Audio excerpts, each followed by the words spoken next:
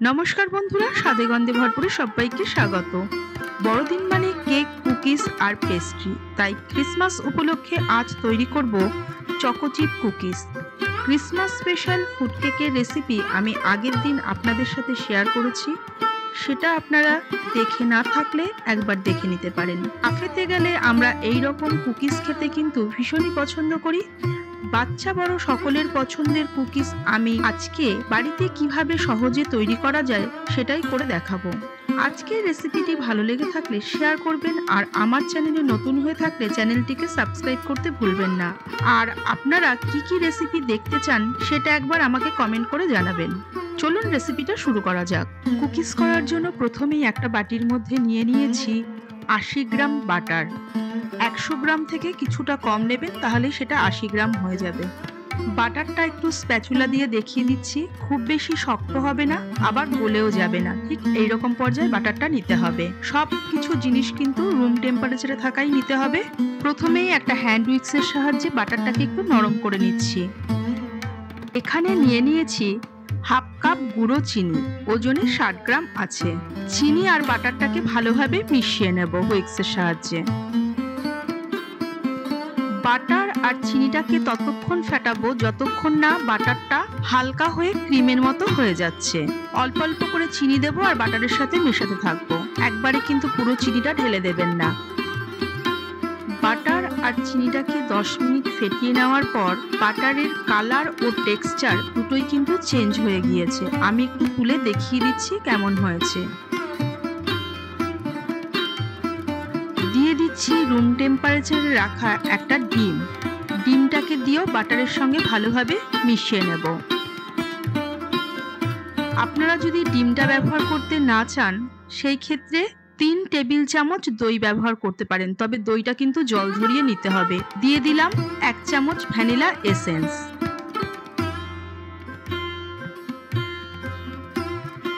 বাটারের সঙ্গে ডিমটাকে মিনিট 2 ফেটিয়ে নেওয়ার পর অনেকটাই কিন্তু ফুলে গিয়ে ফ্লপি মতো হয়ে গিয়েছে। বাটির উপর বসিয়ে দিচ্ছি একটা চালনি। এবার চালনির উপরে দিয়ে দেব ড্রাই ইনগ্রিডিয়েন্টস গুলো। এখানে নিয়ে নিয়েছি 1 কাপ ময়দা, ওজন হিসেবে 120 গ্রাম ময়দা আছে। সেখান থেকে আমি 2 টেবিল স্পুন ময়দা সরিয়ে নিচ্ছি।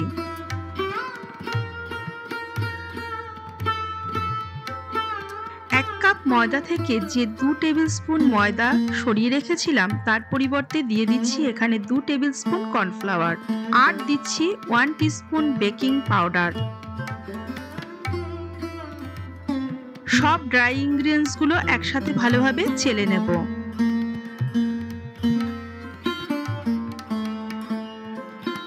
দিচ্ছি 1 পিঞ্চ মতো বেকিং সোডা। আমি কিন্তু এখানে কোনো লবণ ব্যবহার করছি না। আপনারা যদি আনসল্টেড বাটার ব্যবহার করেন, সেই ক্ষেত্রে অবশ্যই সামান্য পরিমাণে লবণ ব্যবহার করবেন। ড্রাই ইনগ্রিডিয়েন্টস গুলো দিয়ে ভালো করে বাটারের মিশ্রণের সাথে মিশিয়ে নিচ্ছি হালকা হাতে, ওভার মিক্সিং যাতে কোনো রকম ভাবেই না হয়। সবকিছু ভালোভাবে মেশানো হয়ে গিয়েছে। এবার দিয়ে দেব half cup choco chips. Choco চিপসটা আপনারা আপনাদের ইচ্ছে মতো দিতে পারেন, আমি এখানে হাফ কাপ দিয়েছি। আপনাদের কাছে যদি চকো চিপস না থাকে এইরকম, আপনারা চকলেটও কিন্তু ছোট ছোট টুকরো করে কেটে দিতে পারেন। চকো চিপসটা দিয়েও ভালোভাবে মিশিয়ে নিচ্ছি। কুকির ডোটা আমার মাখা হয়ে গিয়েছে। ডোটা কিন্তু খুব বেশি পাতলাও হবে না, আবার খুব বেশি শক্তও হবে না। এখানে দেখতে পাচ্ছেন আমি একটু স্প্যাচুলার সাহায্যে তুলে দেখিয়ে দিচ্ছি ডোটা কিরকম হবে। এইবার একটা ক্লিন ফিল দিয়ে ভালোভাবে ঢেকে দিচ্ছি, যাতে কোনো রকম হাওয়া না ঢুকতে পারে ডোটার মধ্যে। এইভাবে ঢেকে ফ্রিজের মধ্যে 30 থেকে 40 মিনিট পর্যন্ত রেখে দেব। আধ ঘন্টা পর ডোটাকে ফ্রিজ থেকে বার করে নিয়ে এসেছি। হাত দিয়ে দেখিয়ে দিচ্ছি ডোটা কিন্তু অনেকটাই আগের থেকে শক্ত হয়ে গিয়েছে। কুকিজগুলোকে বেক করার জন্য একটা ট্রের মধ্যে বাটার পেপার দিয়ে দিয়েছি। একটা গোল স্পুনের সাহায্যে অল্প অল্প করে কুকি ডো নিয়ে বেকিং ট্রের ওপর দিয়ে দিচ্ছি। কুকিজগুলো যাতে সমান সাইজের হয় তাই আমি এরকম একটা গোল স্পুন নিয়েছি। আপনাদের কাছে এই রকম স্পুন না থাকলে আপনারা এটা হাত দিয়েও করতে পারেন। আর ডোটা দেওয়ার সময় যদি মনে হয় স্পুনের গায়ে লেগে যাচ্ছে, স্পুনের গায়ে অল্প করে ময়দা মাখিয়ে নেবেন। এবার কুকিজগুলোকে একটা চামচের সাহায্যে একটু চেপে দিচ্ছি যাতে একটু শেপ এসে যায়। এটা আপনারা হাত দিয়েও করতে পারেন। 180 ডিগ্রি সেন্টিগ্রেডে ওভেনটা আগে থেকে প্রিহিট করে নিয়েছিলাম 10 মিনিট। এবার 180 ডিগ্রি সেন্টিগ্রেডে ওপর আর নিচের কয়েল অন করে দিয়ে 30 মিনিট কুকিজগুলোকে বেক করে নেব। যাদের বাড়িতে ওভেন থাকবে না তারা এটা গ্যাস ওভেনেও করে নিতে পারেন। তাই গ্যাস ওভেনের মধ্যে একটা কড়াই বসিয়ে দিয়ে সেটাকেও আমি 10 মিনিট মতো প্রিহিট করে নিয়েছি। এইবার একটা স্টিলের প্লেটের ওপরে কিছুটা ময়দা ডাস্ট করে দিয়ে ঠিক একই প্রসেসে কুকি ডোগুলো আমি দিয়ে দিচ্ছি।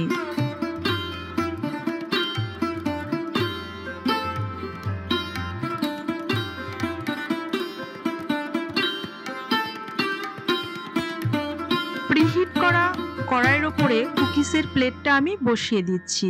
এবার ঢাকা লাগিয়ে দিয়ে গ্যাসের ফ্লেমটা লো করে দিয়ে 20 মিনিট মতো বেক করে নেব কুকিজগুলোকে। যেহেতু এখানে কম সংখ্যায় কুকিজ আছে তাই বেক হতে একটু কম সময় লাগবে। আমি একটু দেখিয়ে দিচ্ছি 10 মিনিট বেক হয়ে যাওয়ার পরেই কুকিগুলো ফুলে কিন্তু ডবল হয়ে গিয়েছে।